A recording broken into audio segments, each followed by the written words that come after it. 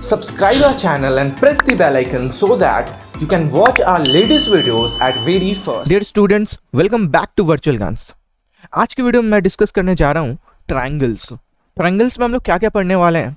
सबसे पहले हम लोग ट्रायंगल में इंट्रोडक्शन देखेंगे, उसके बाद similar figure, similarities of triangle, criteria of similarity, area of triangle, Pythagoras theorem, और उसके बाद हम लोग समरी देखेंगे।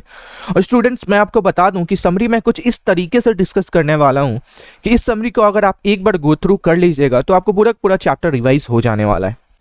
और इस वीडियो को स्टार्ट करने से पहले मैं आपको बता दूं, मैंने काफ़ी सारे चैप्टर्स के ऊपर वीडियोस बना चुके हैं, मैथ्स के भी और साइंस के भी। मैथ्स के भी 5 चैप्टर पे वीडियो बन चुके हैं और साइंस के ऊपर भी 5 चैप्टर के ऊपर वीडियोस बन चुके हैं।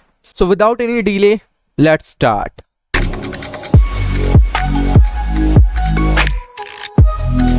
Why we are reading triangles, हम लोग ट्रायंगल्स पढ़ क्यों रहे हैं। लेट्स सपोज एन एग्जांपल, आपको माउंट एवरेस्ट का हाइट मेजर करना है। क्या आप सिंपली उसके हाइट को मेजरिंग टेप से मेजर कर सकते हो? नहीं कर सकते हो। इसके लिए आपको कुछ ट्रायंगल्स के एप्लीकेशंस लगाने पड़ेंगे। तो वो क्या है, कैसे हम लोग ट्रायंगल के एप्लीकेशन लगाते हैं, ये सारा का सारा इस चैप्टर में हम लोग पढ़ने वाले हैं। उससे पहले हम लोग इस चैप्टर में देखेंगे ट्रायंगल होता क्या है, क्या क्या उसके प्रॉपर्टीज होते हैं। देन लास्ट में हम लोग कुछ उसके एप्लीकेशन देखेंगे और इसका मेनली एप्लीकेशन आपको ट्रिग्नोमेट्री और एप्लीकेशन ऑफ ट्रिग्नोमेट्री में देखने को मिलेगा। सिमिलर फिगर्स क्या होते हैं? Two polygons of the same number of side are similar. दो पॉलीगन हो और उसमें सेम नंबर ऑफ साइड हो, वो सिमिलर कब होगा? ठीक है, लेट्स सपोज एक मेरे पास ये पॉलीगन है और एक मेरे पास ये पॉलीगन है। ये दोनों सिमिलर कब होंगे? If there corresponding angles are equal. जब इसका कॉरेस्पॉन्डिंग एंगल क्या होगा? इक्वल होगा। यानी लेट्स सपोज ये x है, ये y है और ये z है। ठीक है, और ये सपोज a है, ये b है और ये c है। तो ये दोनों सिमिलर कब होगा? जब x is equal to a होगा, y is equal to b होगा और z is equal to c होगा। तो क्या ये एंगल इक्वल होने से ये सिमिलर हो जाएगा? नहीं होगा। उसके लिए सेकेंड प्रॉपर्टीज को भी फॉलो करना होगा। तो सेकेंड प्रॉपर्टी क्या होता है उसको भी गो थ्रू कर लेते हैं। There corresponding side are in the same ratio. जब उसका कॉरस्पॉन्डिंग साइड सेम रेशियो में होगा, लेट्स सपोज ये a है, ये b है, ये c है, d है, ये e है और ये f है। तो जब ab अपॉन ab के कॉरस्पॉन्डिंग में क्या है? dc इक्वल होगा ac अपॉन df के और इक्वल होगा bc अपॉन ef के। ठीक है, जब ये प्रॉपर्टी और ये प्रॉपर्टी सेटिस्फाई होगा तभी दो पॉलीगन सिमिलर हो सकते हैं। ठीक है, तो ये सिमिलर फिगर के कुछ राज हैं।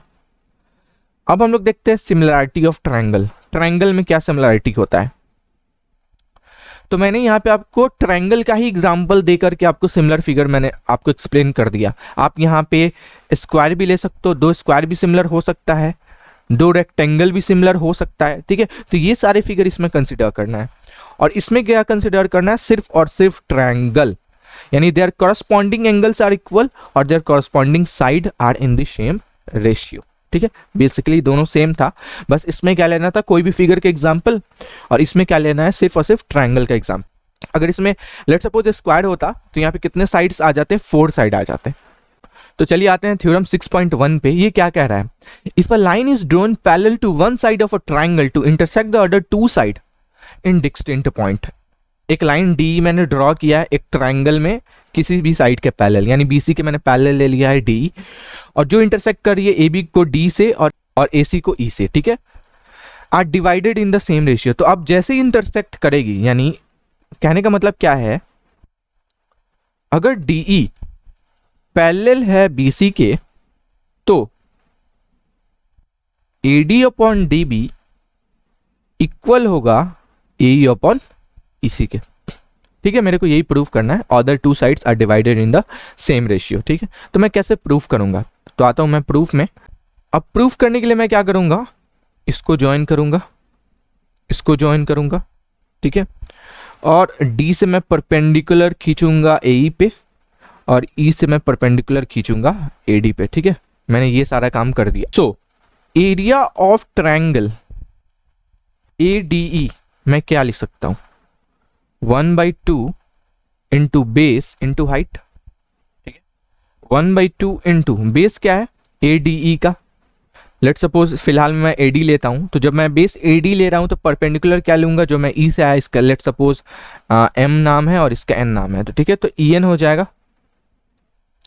और वैसे ही एक और मैं क्या लिख सकता हूँ 1/2 इंटू AE इंटू DN, ये दोनों चीज मैं लिख सकता हूँ। अब मैं क्या करने चाह रहा हूँ, BD जो ट्रायंगल है इसका मैं एरिया लिखने की कोशिश कर रहा हूँ, ठीक है, एरिया ऑफ BDE। तो BD का एरिया क्या हो जाएगा, अगर आप ध्यान से देखो तो DB क्या है बेस और ME क्या है परपेंडिकुलर, तो मैं लिख सकता हूं ना 1/2 इंटू DB इंटू ME। और वैसे ही एरिया ऑफ DEC मैं क्या लिख सकता हूं 1/2 इंटू EC इंटू DN, ठीक है, तो ये चीज मैं लिख सकता हूं। तो अब मैं क्या कर रहा हूं, इस ADE का रेशियो BDE से ले रहा हूं और फिर ADE का रेशियो DE से ले रहा हूं, ठीक है। तो ADE और BDE का मैं रेशियो निकालूंगा तो 1/2 और 1/2 कैंसिल, ठीक है, और उसके साथ ME और ME भी कैंसिल, तो क्या आएगा इन दोनों का AD अपॉन DB, ठीक है, AD अपॉन DB आ चुका है। अब दूसरा AE अपॉन EC निकालना है। अब मैं क्या कर रहा हूं AD और DEC का अब निकाल रहा हूं मैं रेशियो, ठीक है। तो जब इन दोनों का रेशियो निकालूंगा तो इस बार सेकंड वाले से कैंसिल कर रहा हूं, 1/2 कैंसिल, DN और DN कैंसिल, तो क्या है AE upon EC, AE upon EC, ठीक है।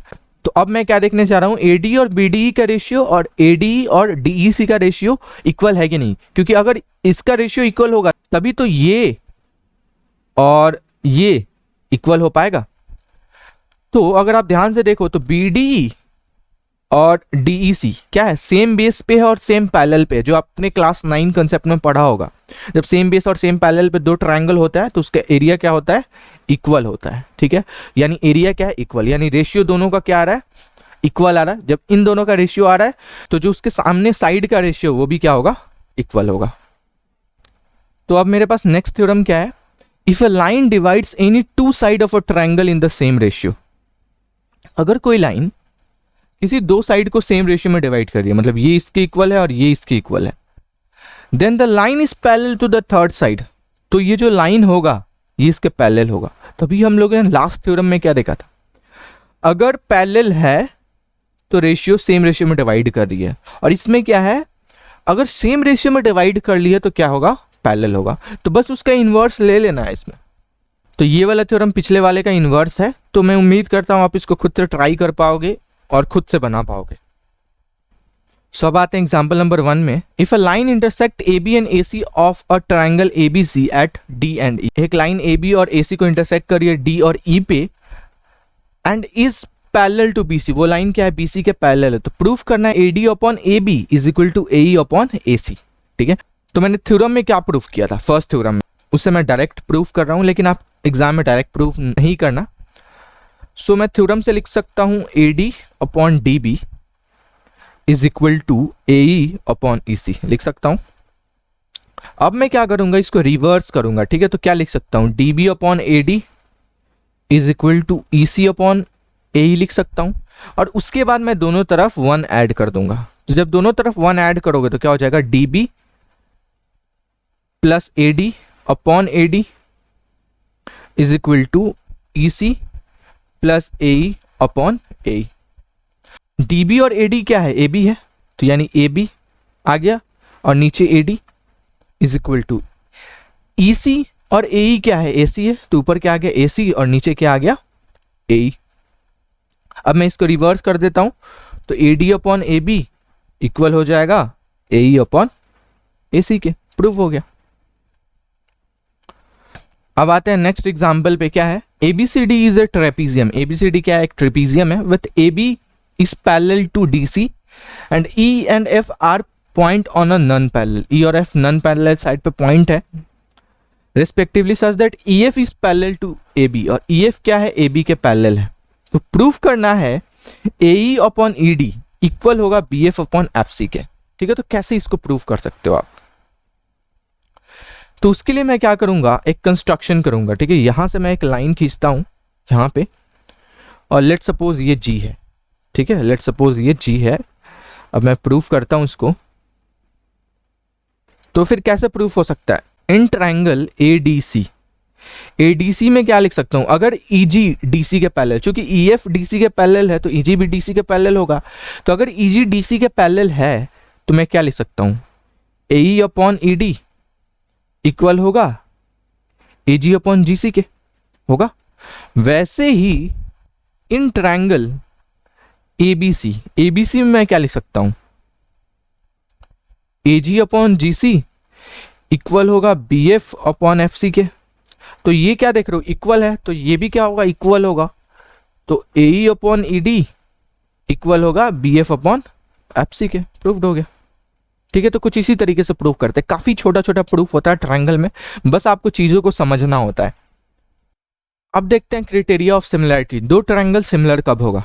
तो इस चैप्टर के स्टार्टिंग में ही मैंने आपको बताया था कि दो ट्रायंगल सिमिलर कब होता है, जब उसके कॉरस्पॉन्डिंग एंगल्स क्या होते हैं? इक्वल, और कॉरस्पॉन्डिंग साइड का रेशियो क्या होता है? सेम होता है। यानी AD के इक्वल, BE के इक्वल, CF के equal, AB upon DE equal होगा BC अपॉन EF के, और इक्वल होगा CA अपॉन FD के। ठीक है, तो ये क्राइटेरिया ऑफ सिमिलरिटी होता है। अब इसके ऊपर कुछ थ्योरम्स बनते हैं, उसको हम लोग देख लेते हैं। तो सबसे पहला थ्योरम क्या है? If in two triangle corresponding angles are equal then there corresponding side are in the same ratio and hence the two triangle are similar. अगर किसी दो ट्रायंगल में करस्पॉन्डिंग एंगल इक्वल है, ठीक है, मतलब AD के इक्वल है, BE के इक्वल है और CF के इक्वल है, तो उसका जो करस्पॉन्डिंग साइड होगा उसका रेशियो सेम होगा। ठीक है, अगर मतलब कोई एक भी इक्वल हो गया तो दूसरा ऑटोमेटिक इक्वल हो जाता है, हेंस दोनों ट्रायंगल क्या होंगे? सिमिलर होंगे। If in two triangle side of one triangle are proportional to the side of other triangle then their corresponding angles are equal and hence the two triangle are similar। इस बार क्या है? अगर side proportional हो गया, ठीक है, मतलब AB upon DE equal है AC अपॉन DF के, इक्वल है BC अपॉन EF के, तो इस ट्रायंगल का कॉरस्पॉन्डिंग एंगल भी इक्वल हो जाएगा। यानी AD के इक्वल हो जाएगा, BE के इक्वल हो जाएगा और CF के इक्वल हो जाएगा। हेंस ये दोनों ट्रायंगल क्या हो जाएंगे? सिमिलर हो जाएंगे। अब देखते हैं नेक्स्ट थ्योरम को। If one angle of a triangle is equal to one angle of other triangle and the side including these angles are proportional, then the two triangles are similar। अब इसका कहने का मतलब क्या है? Let's suppose मैंने BE के equal मान लिया है, ठीक है, यानी angle B is equal to angle E, और एंगल ये जो है किसके किसके में इंक्लूडेड है? AB में और BC में। यानी अगर AB अपॉन DE इक्वल है BC अपॉन EF के, मतलब ये भी इक्वल है और ये भी इक्वल है, तो ये दोनों ट्रायंगल क्या होंगे? सिमिलर होंगे। तो बेसिकली ये थ्योरम ये कहता है। अब एक एग्जांपल मैं देख लेता हूं। इस फिगर में अगर PQ RS के पैरेलल है, मतलब ये इसके पैरेलल है, ठीक है, prove that triangle POQ similar होगा SOR के। ठीक है, POQ SOR के, ना कि ROS के। ठीक है, तो ये थोड़ा ध्यान में रखना होगा। तो चूंकि PQ और RS पैरेलल है तो एंगल Q एंगल R के इक्वल होगा, अल्टरनेट इंटीरियर एंगल, और एंगल P एंगल S के इक्वल होगा, ये भी अल्टरनेट इंटीरियर एंगल, और ये दोनों एंगल भी इक्वल होगा, वर्टिकली अपोजिट एंगल। ठीक है, यानी तो हम लोग क्या लिख सकते हैं? ट्रायंगल POQ सिमिलर होगा ट्रायंगल, अब P की इक्वल कौन था? S, और P के बाद मैंने O लिया तो यहाँ पे भी O आएगा, और O के बाद इधर Q लिया था, इधर R हो जाएगा। तो ये दोनों क्या हो जाएंगे? सिमिलर होंगे bye angle angle angle condition से। ठीक है, and for your kind information, अगर किसी दो ट्रायंगल का दो एंगल भी इक्वल हो जाता है तो भी वो सिमिलर होगा, क्योंकि अगर दो एंगल इक्वल होगा तो जाहिर सी बात है तीसरा एंगल भी तो इक्वल होगा। नेक्स्ट एग्जांपल देखते हैं, example number 7। A girl of height 90 centimetre, एक गर्ल है CD जिसका हाइट 90 सेंटीमीटर है, वॉक कर रही है away from the base of a lamp post at a speed of 1.2 metre पर सेकेंड स्क्वायर। ये लैम्प पोस्ट से अवे जा रही है, कितनी स्पीड से? 1.2 मीटर पर सेकेंड से। If the lamp is 3.6 metre above the ground, lamp 3.6 metre above है, find the length of her shadow after 4 second. तो 4 सेकेंड के बाद उसके शैडो का लेंथ कितना होगा वो मेरे को फाइंड आउट करना है। अगर आप ध्यान दें तो CD AB के पैरेलल है, यानी AB परपेंडिकुलर और CD परपेंडिकुलर, यानी दोनों पैरेलल है, तो ABE सिमिलर होगा CDE के। ठीक है, क्योंकि काफी सारी चीजें इक्वल हैं, तो ये दोनों लेट्स सपोज सिमिलर हो गए, तो मैं क्या लिख सकता हूं अगर सिमिलर है तो, BE upon DE is equal to AE upon C लिख सकता हूं।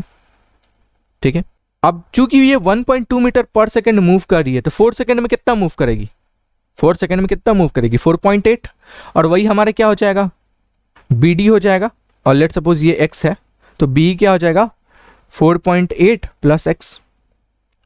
D मैंने क्या मेजर किया x, और मैं यहां पे AB अपॉन CD भी लिख सकता हूं क्योंकि थर्ड जो साइड होता है उसका भी रेशियो सेम होता है। सो AB क्या है 3.6 और CD क्या है 90। ठीक है, अब ये 90 सेंटीमीटर है, ये 3.6 मीटर है, तो इसको अगर मैं सेंटीमीटर में कन्वर्ट करूं, अगर मैं इसको मीटर में कन्वर्ट करूं तो 0.9 होगा और ये 4 बार में कैंसिल हो जाएगा। ठीक है, तो कितना आ जाएगा 4.8 plus x is equal to 4x, यानी 4.8 इज इक्वल टू 3x, तो यहां से क्या आ जाएगा x is equal to 1.6 metre. ठीक है, यानी 1.6 मीटर का उसका शैडो बनने वाला है। x क्या है d, मतलब CD का शैडो क्या बन रहा है d बन रहा है। अब मैं मूव ऑन कर चुका हूं एरिया ऑफ ट्रायंगल में। ठीक है, तो इसमें भी एक बहुत ही इंपॉर्टेंट थ्योरम है, ये एग्जाम में काफी बार पूछा जाता है। तो ये थ्योरम क्या है, the ratio of area of two similar triangle is equal to the square of their corresponding sides. इसका मतलब क्या हुआ, अगर एरिया ऑफ ABC और PQR लेट्स सपोज सिमिलर है, तो एरिया ऑफ ABC और एरिया ऑफ PQR इक्वल होगा AB अपॉन PQ के स्क्वायर के, इक्वल होगा AC अपॉन PR के स्क्वायर के, इक्वल होगा BC अपॉन QR के स्क्वायर के। ठीक है, मतलब ये इक्वल होगा उसका रेशियो। अब यही मेरे को प्रूफ करना है, तो कैसे मैं प्रूफ करूंगा, एरिया ऑफ ABC मैं क्या लिख सकता हूं 1/2 इंटू BC इंटू AM, और वैसे ही PQR का क्या लिख सकता हूं 1/2 इंटू QR इंटू PN। ठीक है, ये मैं लिख सकता हूं। अब मैं क्या करता हूं, इन दोनों का रेशियो ले लेता हूं। तो अगर मैं इन दोनों का रेशियो ले लूं तो एरिया ऑफ ट्रायंगल ABC और एरिया ऑफ ट्रायंगल PQR का रेशियो क्या आ जाएगा 1/2 कैंसिल हो जाएगा। ठीक है, तो इधर BC इंटू AM बचेगा और इधर QR इंटू PN बचेगा। अब मैं क्या करूंगा, ABM ये जो ट्रायंगल है और PQN ये जो ट्रायंगल है, ठीक है, इन दोनों को भी मैं सिमिलर करूंगा। तो PQ के इक्वल है, ये मेरे को पता है। ठीक है, और PQ का रेशियो और AM का रेशियो ये क्या है, ये भी इक्वल है, ये भी मेरे को पता है। और BC का रेशियो इक्वल है QR के, तो जाहिर सी बात है BM का रेशियो इक्वल होगा QN के। ठीक है, ये समझ पा रहे हो आप, अगर BC का रेशियो इक्वल है QR के तो BM का भी रेशियो इक्वल होगा QN के, चूंकि दोनों क्या है परपेंडिकुलर, अगर परपेंडिकुलर नहीं रहता तब रेशियो अलग अलग आ सकता था। ठीक है, सो रेशियो इक्वल हो गया, तो ट्रायंगल ABM और ट्रायंगल PQN भी क्या होंगे सिमिलर होंगे। जब ये दोनों ट्रायंगल सिमिलर हो गए तो हम लोग क्या लिख सकते हैं, AB upon PQ equal to AM upon PN लिख सकता हूं ना। तो वही चीज मैं यहां पे रिप्लेस करूंगा। ठीक है, AB अपॉन PQ, ठीक है, AM अपॉन PN की जगह AB अपॉन PQ मैंने लिख दिया, और BC अपॉन QR इक्वल है AB अपॉन PQ के बाय डिफॉल्ट, क्योंकि ये ABC और PQR क्या है सिमिलर है, तो यहां पे मैं AB अपॉन PQ लिख सकता हूं। तो ये क्या आ गया AB अपॉन PQ का होल स्क्वायर। ठीक है, प्रूव हो गया ना। वैसे इसको भी प्रूव कर सकते हो, इसको भी प्रूव कर सकते हो। अब आते हैं नेक्स्ट एग्जांपल पे। ये वाला फिगर में the line segment XY parallel है AC के। ठीक है, and it divides the triangle into two equal area, और ये दो इक्वल एरिया में क्या कर रहा है डिवाइड कर रहा है, मतलब BXY का एरिया AXYC के एरिया के क्या है इक्वल है। तो find the ratio AX upon AB, तो AX अपॉन AB का क्या करना है आपको रेशियो फाइंड आउट करना है। क्या लिख सकते हो, area of BXY upon area of ABC equal होगा BX अपॉन AB के होल स्क्वायर के। ठीक है, अब ध्यान से देखो बी एक्स वाई और ए एक्स वाई सी का एरिया इक्वल है, यानी बी एक्स वाई का एरिया ए बी सी के एरिया के क्या है, हाफ है। ठीक है, तो मैं क्या लिख सकता हूं यहाँ पे, half of A B C, और नीचे क्या है, ए बी सी। तो ये बेसिकली क्या आ जाएगा, 1/2 आ जाएगा। इसके बाद मैं क्या करूंगा, ये स्क्वायर है इधर भेज दूंगा मैं, तो ये हो जाएगा B X upon A B equal to 1/√2। अब दोनों तरफ से मैं क्या माइनस करता हूँ, 1 माइनस करता हूँ दोनों तरफ से, तो B X minus A B upon A B equal to 1 - upon √2। अब बी एक्स में से अगर ए बी माइनस करोगे तो क्या आएगा, minus A X upon A B equal to 1 - √2 upon √2। अब मेरे को चूंकि ए एक्स प्रूफ करना है तो इधर ए एक्स अपॉन ए बी कर देता हूँ और ये माइनस उधर सेंड कर देता हूँ, तो क्या आ जाएगा, √2 - 1 अपॉन √2, और ये मेरा प्रूफ हो गया। सो अब मैं पहुंच चुका हूं पाइथागोरस थ्योरम में। तो जो आपने पाइथागोरस अभी तक थ्योरम पढ़ा होगा, h² = p² + b², तो ये आया कहां से है, इसी ट्राइंगल के सिमिलैरिटी प्रॉपर्टी से आया हुआ है। ठीक है, तो क्वेश्चन क्या है, if a perpendicular is drawn from vertex of a right angle triangle, एक राइट एंगल ट्राइंगल के वर्टेक्स से हम लोग क्या कर रहे हैं, परपेंडिकुलर को ड्रॉ कर रहे हैं टू द हाइपोटेन्यूअस, उसके हाइपोटेन्यूअस पे, ये राइट एंगल ट्राइंगल यहाँ पे basically, then the triangle on both side of a perpendicular are similar to the whole triangle and to each other। मतलब बेसिकली क्या है ये, मतलब BAD सिमिलर हो जाएगा ABC के, BDC भी सिमिलर होगा ABC के, और ABD सिमिलर होगा BDC के, मतलब एक दूसरे में क्या होगा, आपस में वो सिमिलर होगा। ट्रायंगल ABD सिमिलर होगा ट्रायंगल BDC के,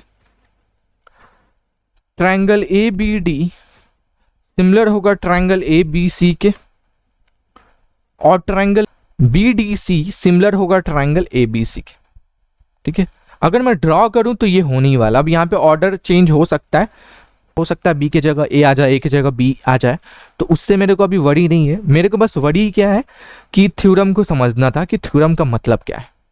अब नेक्स्ट थ्योरम क्या है, in a right angle triangle the square of hypotenuse is equal to the sum of the square of other two sides. इसका मतलब क्या हुआ कि अगर राइट एंगल ट्राइंगल है ये, ठीक है, तो ए बी के स्क्वायर प्लस बी सी के स्क्वायर इक्वल होगा ए सी के स्क्वायर के, ये मेरे को प्रूव करना है, मतलब पाइथागोरस थ्योरम यहाँ पे प्रूव कर देना है।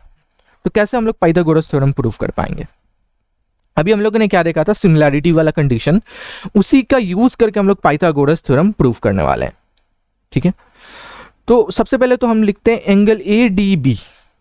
ठीक है, angle A D B similar होगा एंगल ए बी सी के। ठीक है, ये मैंने पिछले थ्योरम से लिखा हुआ है। तो यहां से मैं क्या लिख सकता हूं, A D upon A B. ठीक है, A D upon A B pair में ले रहा हूं, ए डी फर्स्ट सेकेंड, तो यहां पे भी first second A B equal होगा ए बी अपॉन ए के, ए बी फर्स्ट और थर्ड, तो ए भी फर्स्ट और थर्ड। ठीक है, अब मैं इसको क्रॉस मल्टीप्लाई अगर कर दूं तो A D into A C equal होगा ए बी इंटू ए के, होगा ना। तो पहला तो मैंने ये लिख दिया। वैसे ही बी डी सी सिमिलर होगा ए बी सी के, तो triangle B D C similar है ट्राइंगल ए बी सी के। तो यहां से मैं क्या लिख सकता हूं, C D upon B C is equal to B C upon A C, और यहां से मैं क्या लिख सकता हूं, C D into A C is equal to B C square. तो अब इधर ए बी स्क्वायर मिल चुका है, इधर बी सी स्क्वायर मिल चुका है, अब दोनों को ऐड करूंगा मैं, मेरा आंसर आने वाला है। ठीक है, तो A B square plus B C square is equal to क्या होगा, A D into A plus C D, sorry A C होगा यहाँ पे, सी डी इंटू ए सी। अब मैं ए सी को कॉमन ले लेता हूं तो क्या आ जाएगा, A D plus C D, और A D plus C D क्या है, ए सी ही है, तो ए सी इंटू ए सी क्या हो जाएगा, ए सी स्क्वायर। प्रूव हो गया मेरा। अब नेक्स्ट थ्योरम क्या है, in a triangle if square of one side is equal to sum of square of other two side then the angle opposite to the first side is right angle. अब इसका converse है, अगर square equal हो जाए, let suppose ये triangle है, ठीक है, ए बी सी, ठीक है, अगर A B square plus A C square equal है बी सी स्क्वायर के, तो प्रूफ करना है एंगल ए क्या होगा, 90 डिग्री होगा। ठीक है, तो ये उसका कन्वर्स है, आप उसका यूज करके इसको प्रूफ कर सकते हो।